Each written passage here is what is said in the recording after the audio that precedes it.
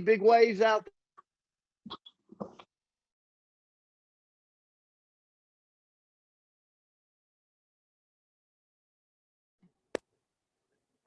All right.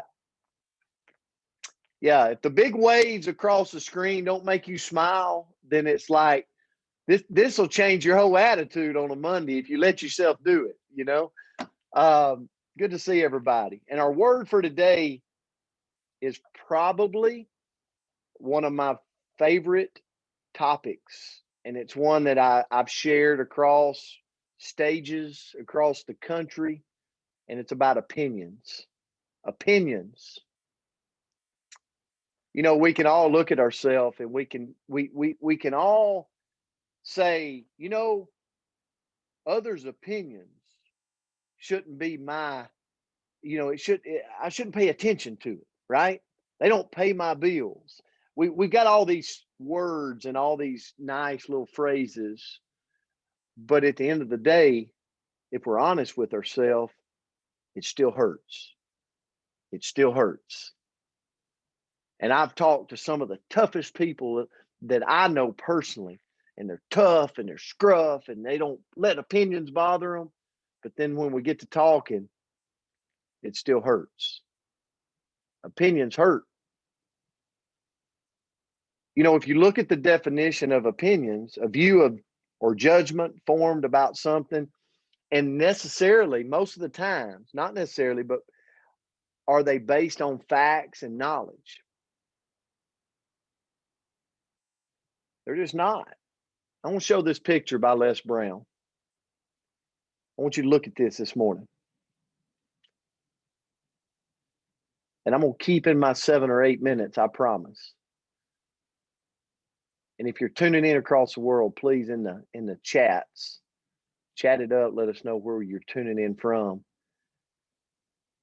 I want to show this picture right here. It says, Les Brown says, don't let someone else's opinion of you become your reality. Think about that. Thanks, guys, for putting that up there. So I'm going to be honest with you this morning. And this is the coach's corner. And we refer back, me and Myra, to when we coach sometimes. I'm going to be really honest. When I was a young coach, I cared what people thought. I really deep down cared.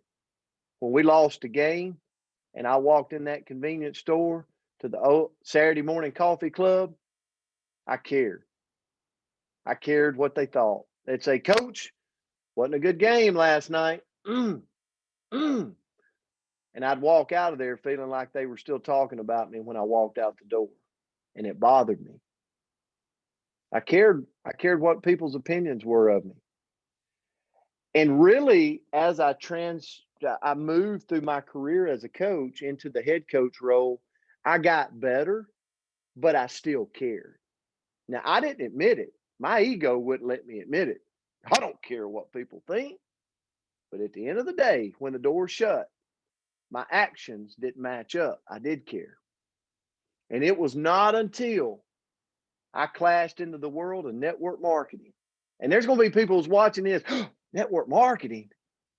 It was not until I clashed into the world of network marketing did I not overcome this challenge in my life of opinions. And as I started building, I started having some success, but I was a hidden network marketer.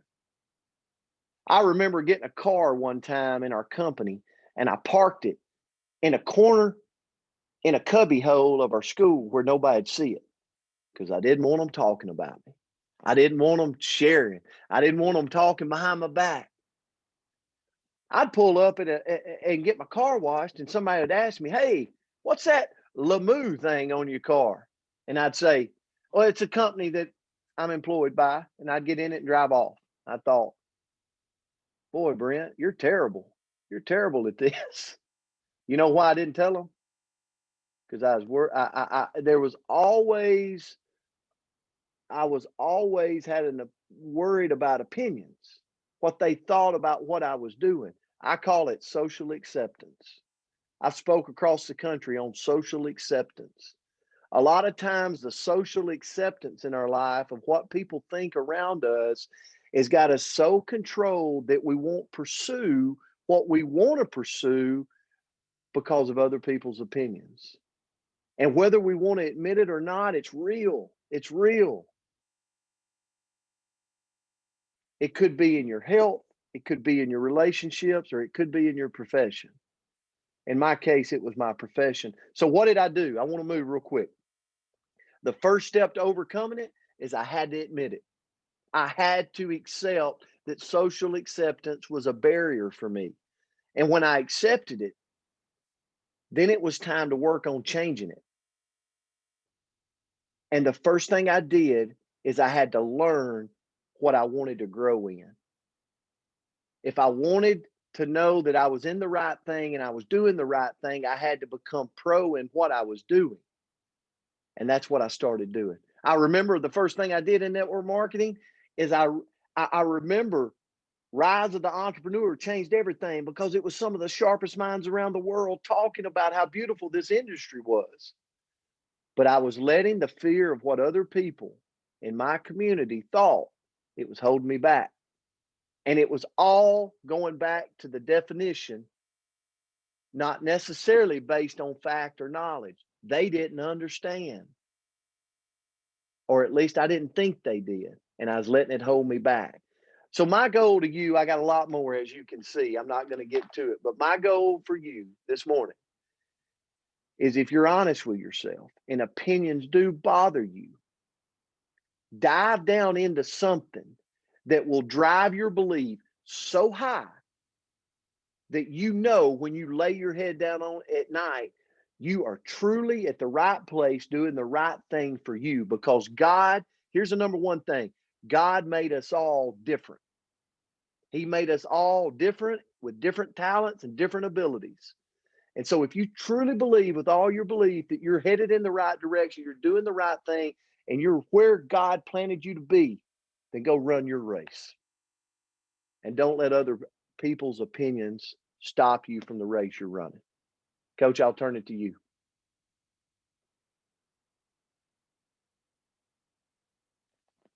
Coach, you're still muted. Okay, there you go. Thank you, Brent, as always. Let me just jump right in this. First of all, it's always great to see everyone, and happy Monday. An opinion is an expression of a person's feelings that cannot be proven. An opinion is a belief, impression, a judgment, or a prevailing view held by a person. That was the definition that I came across. So my question to everyone on the call this morning is, are opinions good or bad? Well, personally, I think opinions can be both good and bad. You know, as we all know, we're all entitled to our opinions, but we need to be very careful, clear, and even compassionate when we give our opinion about something or on something or someone. We need to be very careful. For example, and I could go on and on about this next one. I can give my opinion on politics, but I must understand that not everybody is going to agree with my opinion. So as I present my opinion, I have to navigate my conversation and my opinions very carefully. Does that make sense? You know, it's the same in business or anything, really. When I'm asked my opinion or I give my opinion about something, I'm passionate about that. I must make sure that I am constructing and construing my conversation in a way that the individual is drawn into my compassion and my passion for this. I got to be very careful how I'm orchestrating my opinion if I want to make a positive impact on the person I'm sharing my opinion with. You know, I can't be over the top. I can direct, but I can direct my passionate opinion in a very calming and authentic way. And I think authentic is the key here. I really, really do. If we want others to at least consider our opinion, we have to be totally transparent in our delivery and our belief in everything that we're presenting. We have to be transparent, and they have to feel that.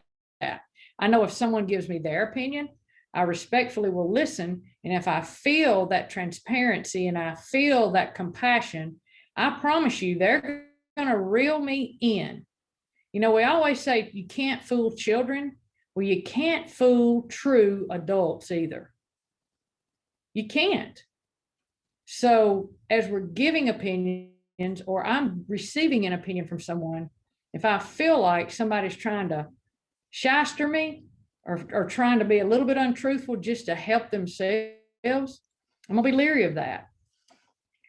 You know, everything just has to be orchestrated the right way. Always present your opinions with confidence, excitement, compassion, and truth. People will never, ever forget when you presented your opinion, but because human nature says some are going to always be skeptical. It's like Coach Palmer talked about. So the opinion we present, it has to be the same.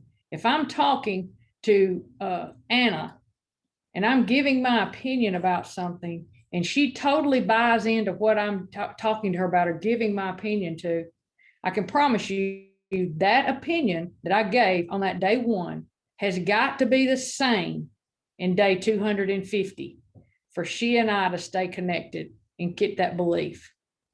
So I think opinions are good and bad, but I think that we all have the capability of being 99.9% effective when we think before we present our opinions.